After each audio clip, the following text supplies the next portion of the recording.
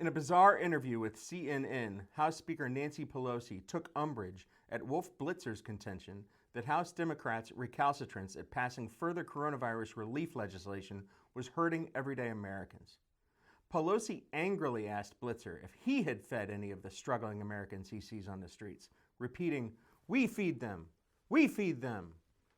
It's debatable whether the constitutionally enumerated powers of the United States House of Representatives include hooking me up with chicken wings, but that's not debatable that at this point, regardless of the constitutionality, nobody under this glorious faux stone dome is feeding anybody. Many Americans continue to struggle with pandemic-related unemployment, and it's been months since Congress did anything about it. None of this has anything to do with the election. Whether Nancy Pelosi is sharing any of that gourmet spumoni in her twin Sub-Zeros, she's going to coast to re-election as Speaker of the House. I said we'd look at the House races this week, and that's really about all there is to it. Democrats will retain and possibly grow their majority in the House of Representatives. In fact, the polling wizards at 538.com give Republicans less than a 5% chance of taking the House majority. So there's not a whole heck of a lot else to say about the House races. The action continues to be in the contested races in the U.S. Senate.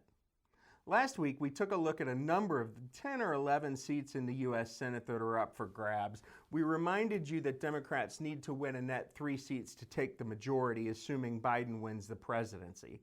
There hasn't been a ton of movement in these toss-up races, and the odds continue to look pretty good for a Democrat takeover.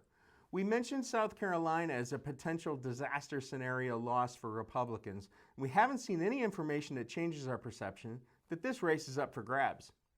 I'd be surprised if Lindsey Graham doesn't pull it out, but it's no way a done deal. We also looked at Iowa as a potential Democrat takeover for Senator Joni Ernst's seat. This one is still a toss-up. Ernst has been trailing consistently, but the margin rarely exceeds 3 or 4 points. I wanted to touch briefly on 3 other Senate races today, only one of which we mentioned last week. That's North Carolina. The polling seems to be all over the place here.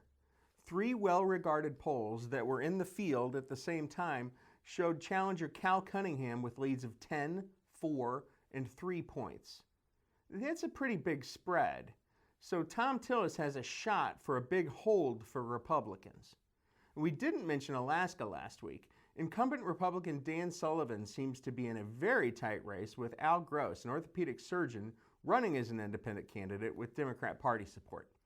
There are no current polls to look at, and the polls in late September don't seem to have the greatest track record, but one had Sullivan up by 4, and one had him up by 1, so definitely striking range for a Democrat pickup. Another interesting race is Michigan, where Democrat incumbent Gary Peters is basically running against Superman, John James.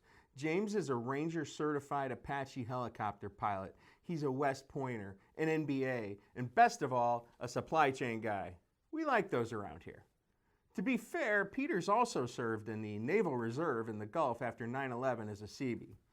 The last 3 polls we've seen in Michigan have Peters with leads of 1, 3, and 8 points, so he clearly hasn't closed out James yet. Frankly, with so many seats within the margin of error, it's anybody's guess what's going to happen in the Senate this year. The presidential race continues to look good for former Vice President Joe Biden. The real wild card in this election seems to be the volume of voting by mail. We've seen numbers of early ballots requested that, if accurate, could mean that about 1/3 of the total ballots cast in the 2016 election have already been cast in 2020. We've mentioned in past weeks that you shouldn't be surprised if there are challenges to some of the election results in any number of swing states.